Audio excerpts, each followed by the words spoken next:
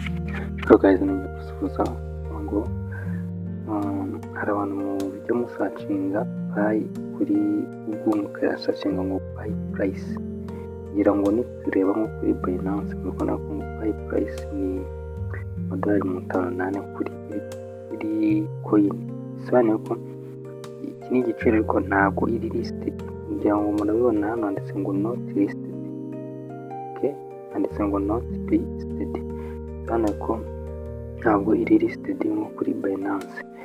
Nitugerageza tukareba nka payi, tugasacinga ngo payi purayisi ni Binance, hano rimwe babwiye baratwereka igiciro, gusa iki giciro ntabwo kiri igiciro kiri isoko rya coin yabaye listed. Kugira ngo coin yabaye listed price ibiri unique, bivuga ngo niba ari price iyo uri kuri Binance niba ari kuri OKX biba byenda gusa akantu gatandukanye gakeya bitewe n'amavuriyumu y'abantu bari gutinga kuri iyo platform. Kugira ngo nidusacinga ngo payi pre-market ubundi ni uburyo coin bashobora kuba bayiha agaciro ariko itarajya ku isoko, kugira ngo abantu babe batangira kuyigura bakayitradinga. Kugira ngo payi pre-market price kuri exchange zigiye zitandukanye igiye iriho nko kuri Bitget. Ngira ngo dusacinga nko kuri Bitget baratwereka ko payi imwe ihagaze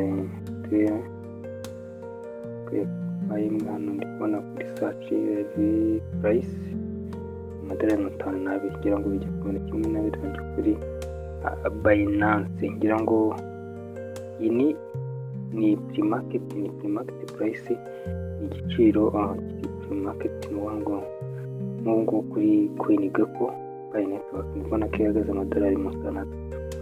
Ubwo bisobanuye iki? Ni igiciro kitari official, n'uwango ni igiciro cyashyizweho n'aya exchange kugira ngo abantu ubwabo bikora mu trade kuri exchange zabo babe bakora buy and sell, gusa bigasobanuye ko aba ari igiciro cya nyacyo. Ubwo rero uramutse uguze iyi coin nka gutyo ukajya nko kuri exchange kuyigura, ugiye kwifatira risk kandi ntabwo ari ibintu bya nyabyo. Uwango rero ibi bikorwa igiciro cya n'isaha kiba bakimanura cyane cyangwa se kukizamura bitewe n'uko babishaka, atari uko ari payi ubwayo volume azamutse bitewe n'abagura n'abagurisha kuko ifaranga rizamuka, kubera ko hari abagura benshi rikamanuka cyane kuko hari abagurishije iyo coin.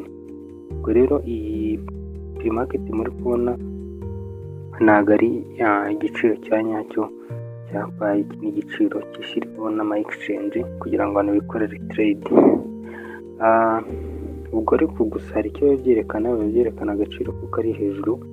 Nk'umuntu ufata payi akazitradinga akazigurisha kuri make ku mafaranga atagera no ku $2 cyangwa rimwe, urumva bari guhomba, mu gihe pre-market byibuze ubwayo ku $50 agera kuri 58.